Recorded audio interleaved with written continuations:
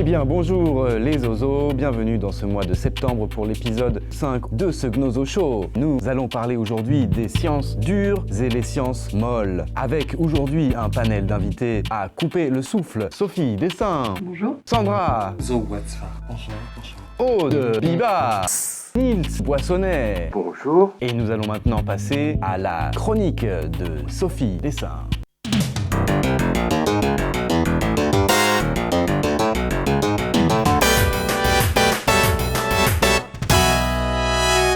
Sciences molles. La question, c'est la question de la définition. Alors, personne ne sait vraiment ce que ça veut dire sciences dures, sciences molles, puisqu'en fait, c'est plutôt souvent des stéréotypes. On va quand même essayer de le définir. Derrière l'idée de sciences dures, il y a souvent l'idée de sciences naturelles, avec l'idée qu'on peut répéter les expériences, avec l'idée que on peut moduler une variable et voir l'effet de la variable, toutes choses égales par ailleurs. Donc, c'est un peu ça l'idée de sciences dures. Quand on parle de sciences molles, on y associe plutôt les sciences humaines, avec l'idée que comme on étudie le comportement humain, c'est des expériences qui sont difficiles à répéter, et on peut difficilement faire varier les comportements, on peut répéter les expériences, donc c'est ce qu'on appelle une science molle. Mais derrière tout ça, moi je pense que la question qu'il faut vraiment poser, c'est pourquoi certaines personnes continuent d'utiliser cette distinction. Pourquoi même des scientifiques, à un moment donné, ont fait cette distinction. En fait, derrière cette distinction, c'est une question morale. Même si on reprend les termes, l'idée de science dure, c'est l'idée de la science sur laquelle on peut s'appuyer, une science qui serait solide. Je vois très bien ce que tu essayes de me dire. Alors que l'idée de science molle, c'est le fait que voilà, c'est plutôt malléable, donc peu fiable. Derrière ça, ce qu'on a, c'est une division morale de la science. Si je reprends un concept de sociologie qui est la division morale du travail, on peut l'appliquer à la science et dire que derrière ça, on a une division morale de la science.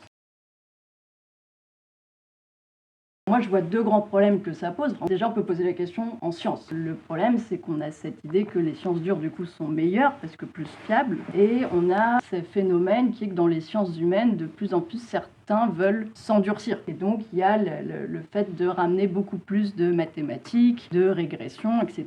Par exemple, en économie, on a de plus en plus la science qui prend cette tournure-là. Donc ça, c'est le problème de l'impact dans la science. Et puis, je voudrais amener un deuxième débat qui est l'impact dans la sphère sociale. Le fait qu'on ait valorisé la science dure et donc tout ce qui est un peu derrière les méthodes dites plus rationnelles et mathématiques, etc., ça pose la question quand on utilise cet argument-là dans les politiques sociales, par exemple. Avec le fait que de plus en plus, par exemple, les services publics sont évalués à l'aune du chiffre parce qu'on estime que le chiffre ne ment pas. Et donc, on a ce phénomène, par exemple, dans les services publics où on va évaluer l'efficacité selon des critères quantitatifs. On va évaluer l'efficacité d'un service public par rapport au nombre de placements en emploi de Pôle emploi ou au nombre d'usagers accueillis par les urgences. Et donc, ça pose plein de questions. Puisqu'en fait, les pratiques des professionnels changent, puisqu'ils vont viser l'efficacité selon les indicateurs vis-à-vis desquels ils sont évalués. Voilà. Derrière tout ça, on parle de statistiques. Moi, je me rappelle quand j'avais décidé de partir voir la vieille qui m'a transmis le moyen de me retranscrire dans l'espace, de revenir sur Terre. Elle m'avait fait part des statistiques. Elle m'avait dit, c'est pas sûr que par rapport à la géographie, j'atterris en Europe. Et ça m'a beaucoup chagriné. Je me rappelle que j'avais beaucoup étudié l'essor, j'avais vu l'espace, mais j'avais pas contrôlé cette histoire de Pôle emploi. Je trouve que c'est très complexe. Mais il y a encore d'autres questions.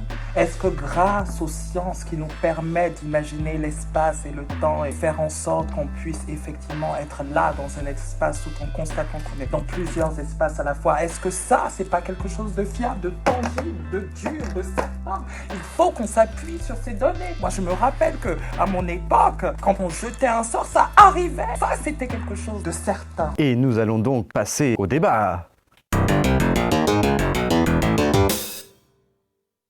Eh bien, merci. Je lance tout de suite la question, telle une brique. Est-ce que les sciences dures sont un truc méchant? Est-ce que les chiffres vous agressent? Ah non, pas du tout. Le problème, c'est pas que les sciences sont dures, c'est l'objet dont on parle. Est-ce qu'il est dur ou alors est-ce qu'il est mou? Le monde humain, c'est un ensemble de choses qui dégoulinent de partout. Comment est-ce que je peux capter ça? Et en général, on confond le fait d'user des langages mathématiques, tout ça, et le fait de rentrer dans une démarche qui consiste à isoler certaines variables, qui consiste à dire que les objets dont on parle sont des objets réifiés, solides, sur lesquels on peut s'appuyer. Et on confond ces deux choses-là. Les mathématiques peuvent nous permettre de dire des choses sur un réel qui dégouline. Nous permet de voir quel est le flot par lequel le réel dégouline. Nous permet de voir exactement où est-ce qu'on perd des choses dans notre quête de savoir. Effectivement, le problème problème de l'expertise, le problème de l'évaluation statistique. Ça, c'est extrêmement pertinent d'un point de vue politique. Bien entendu, l'expert, aujourd'hui, tout le monde devrait croire en l'expert. Parce qu'il rassure. Oui, mais pas trop quand même. Mais est-ce que nous ne sommes pas dans une époque où nous n'avons plus d'experts? Tout le monde peut prendre une photo avec son téléphone portable, il ne nécessite plus d'expertise. Moi, j'ai la religion de l'expert. Je n'irai pas me faire soigner par n'importe qui. Est-ce qu'on rentre dans une espèce de gradation complètement dure? Ou au contraire, est-ce qu'elle se définit par une certaine vague? Je trouve que votre question dégouline encore un peu trop. Quant à votre modélisation du dégoulinage, je n'en suis pas sûr. La mécanique des fluides permet effectivement de modéliser un crachat qui tombe dans le ciel depuis un building jusqu'à la tête d'un passant, mais en passant de la réalité continue à sa représentation discrète, toute cette perte de la réalité, est-ce que ce n'est pas une menace? Ce n'est pas personnel. C'est toute une armée qui est là, qui essaye de contrôler le comment du pourquoi de la chose. Oups! Besoin d'aspirer, mais cette fois vous n'êtes pas chez vous.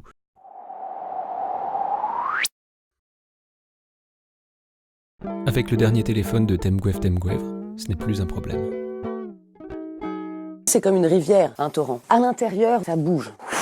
Et finalement, c'est quand même dans un cheminement très précis pour aller jusqu'à la mer. Si je divise 1 en 2 et le résultat en 2, est-ce que je perds quelque chose? Tu t'enrichis peut-être à ce moment-là. En divisant, on gagne. Quand je me suis regardé dans le miroir et que j'ai traversé pour revenir, je me suis divisé. J'ai laissé mon passé, j'ai laissé les molécules de mon passé. Ça, c'est une science dure. La religion du miroir commence dès le premier mois de la naissance. Tu es face à un miroir et tu dois accepter ton regard personnel. Tu entends le murmure qui vient d'au-delà du miroir. Tu entends la voix du lac, tu entends la voix du courant d'eau qui glisse de la rivière pour aller à la mer. Et c'est là que tu sens ta transcendance. Et moi, je l'ai senti, cette transcendance. Et après coup, j'ai vu tous ces systèmes que je ne comprenais pas, qui sont nouveaux, ces téléphones, ces chargements. Je ne savais pas qu'il y avait tellement de choses pour pouvoir contrôler des individus. À mon époque, ça existait. On n'a pas eu besoin du miroir. Les sciences molles sont-elles dures? Les sciences dures sont-elles molles? S'agit-il d'une inversion des valeurs de type 1, 2, 3, me voilà? Alors ça pose la question de la frontière. Tout à fait. Et la frontière est toujours plus molle qu'on ne le pense. Il y a une espèce de magma mou autour de la frontière. C'est une frontière en pointillé. La question, on ne la pose pas suffisamment. Mais nous-mêmes, ne sommes-nous pas mous? On revient toujours au trou de verre. Évidemment. En fait, on en parlait. L'œil dessine le contour, mais après, à l'intérieur, c'est une... Il y a une part molle en nous, mais... Je suis désolé, il n'y a pas de part molle dans les gens qui ont grandi dans ma galaxie. Non, c'est bien dommage pour vous. Mais ce n'est qu'une apparence, Sandra. Il faut accepter que certains d'entre nous ont des tiroirs, ont des étagères, des guillemets. La table a l'air dure. Pour